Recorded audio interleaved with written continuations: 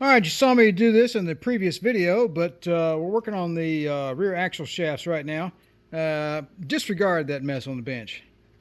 Move along. All right, we got that apart. These needle bearings they're fine. But, and you know, I could only see, very minor wear. Let's see, there we go. There's some few grooves here and there. You could see the wear in that. It's not horrible by any stretch of the imagination. These joints were nice and tight. The only reason I am changing all this stuff out is because it is 45 years old. And once I get this car back on the road and I drive it a lot, I don't want bearings, U-joints, or anything like that coming in between me and having a good time in my Corvette. So that's what I'm doing.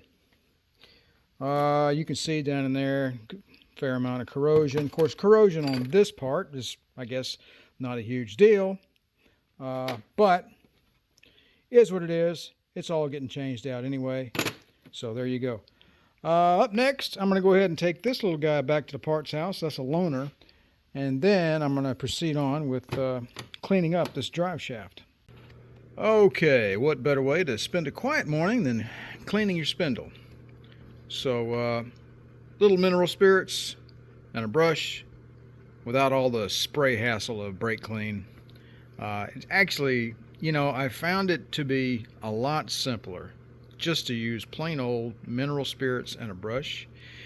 And you don't have that vaporous brake clean flying all over the place. Yeah, it kind of looks cool on the video. But, really, it's expensive. It's like $4 a can, right? And you go through a can in like 45 seconds. Mineral spirits, I can put a dab of mineral spirits in the cap of the container with a little brush. Like, I use 2 capfuls of mineral spirits to clean up this thing. Okay? That's all I use. And that, I don't know what this costs. I don't know, maybe 12 bucks. I'm not sure what it costs. $10, $12 or something. You could clean an entire engine with that, okay? With that one bottle. Actually, it was the recommendation from the Cadillac service manual from 1971. So I just got through running a little bit of 800 grit on the around the where the bearings rest on the spindle, and we're going to go ahead and just put a little light coat of grease on this thing to keep the rust away, and then we'll set it aside and we'll move on to something else on the bench. All right, I reckon this junk press can handle this little job here. Let's see. Seems to be working just fine. All right, got those bushings out of the strut rod there. See some grooving there? I mean, there was rubber in there. Not sure what that's about. Man, it doesn't. That could be just the original. I guess it's wear. Maybe dirt got in there and wore those little grooves in it, or maybe from the original casting. But it's the same way on both ends, so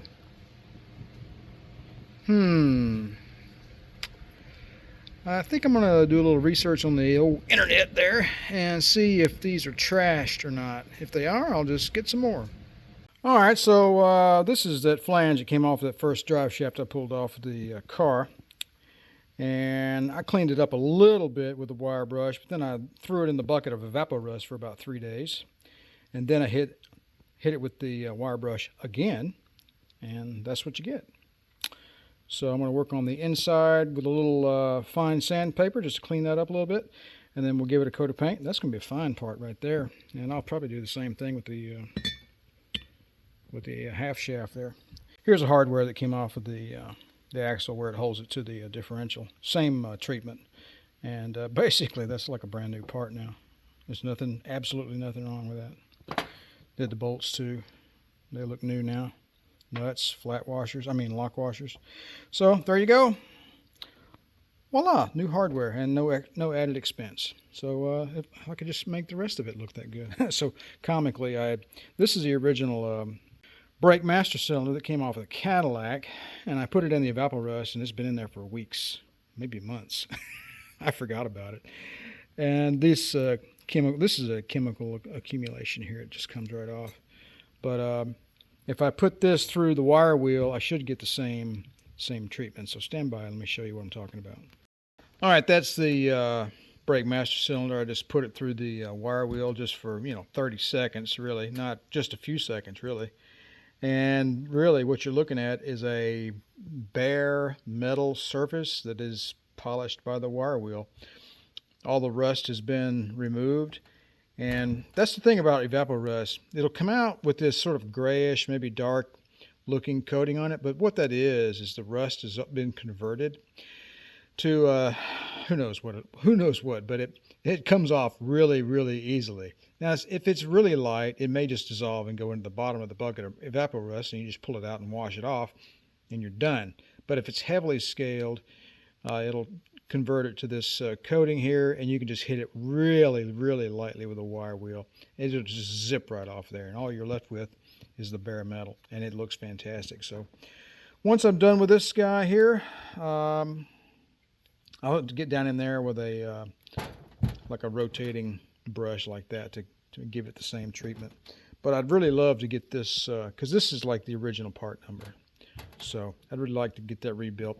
I don't know, maybe I'll just spruce it up and then maybe hang it up on the wall. Who knows what I'm going to do with it. But having it rebuilt and having a spare on hand would be pretty cool. So again, evaporust to the rescue. All right, here another day or two later, and I've been cleaning up parts. I'll show you the results of the well, let's drop stuff. How about that? Show you the results of the evaporust treatment here. So this is the connection where the spline shaft of the spindle over there goes in.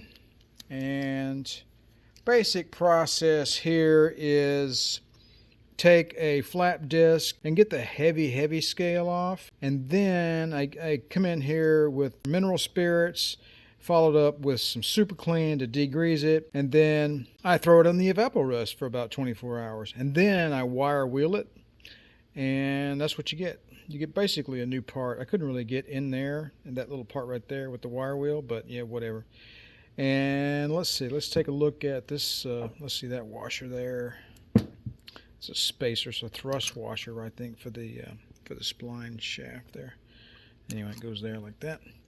And then this is sort of an intermediate, or sort of a middle piece between all this mess. It goes on the brake assembly, and then all the bolts go through it. And anyway, it's this big spacer, and stuff mounts to it. I don't know what you call it. There's some part numbers on it. 5976. Some castings. Interesting. Anyway, same story. It looks really nice now after the same treatment.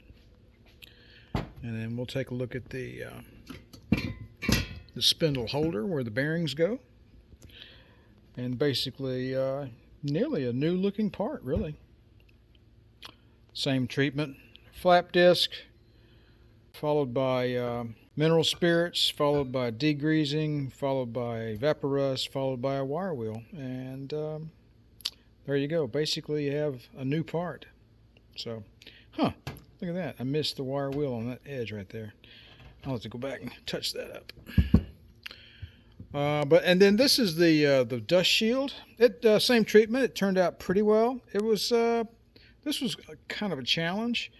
But anyway, so what we're going to do is, once I'm done cleaning up all these parts and get them to this state, what I'm going to do is use the Eastwood metal prep. And that will put a nice protective coating on all this bare stuff.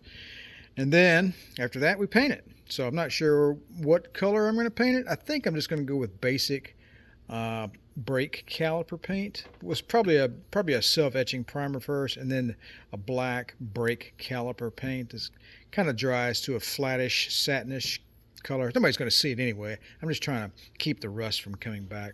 And then this guy here, I'm going to spruce it up a little bit. Trying to maybe I don't want to do gold. I may just do a cast silver type high heat paint of some sort, duplicolor probably. And we'll get back. And here is the spindle. Clearly, I've got it.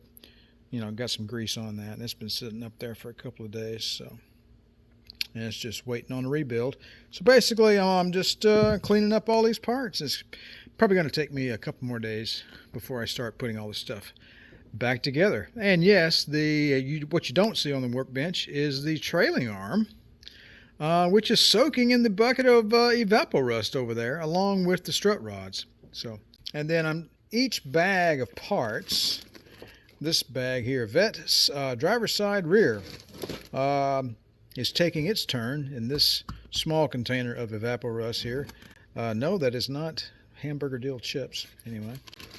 So, and once the parts that I plan to derust are done, I put them back in the bag, and then I go get another bag over there, and then, you know, we'll step by step. So slowly but surely cleaning up all these parts. And anyway, I just wanted to give you an idea into the step behind that. I'm not going to put this into the regular video because it would just take way too long. So there's a little bit of free parts cleanup for a Monday. You guys have a good one. All right, first inaugural road trip, the old Cadillac here for a weekend outing, and just filled up on my way back to the house. 17.388 is the gallons. Let's see what we have here. Nice sounding exhaust pipes over there. Okay, what we got here? 211.4. Let's do the math real quick. And we're looking at 12.1 miles per gallon in the old 71 Coupe Deville. And I'm going to have to tell you, I'm actually really pleased with that. Because usually a big block GM, old car like this, you're looking at 10 miles to the gallon. But 12, I'll take that all day. All right, let's fire up, head on back to the shop.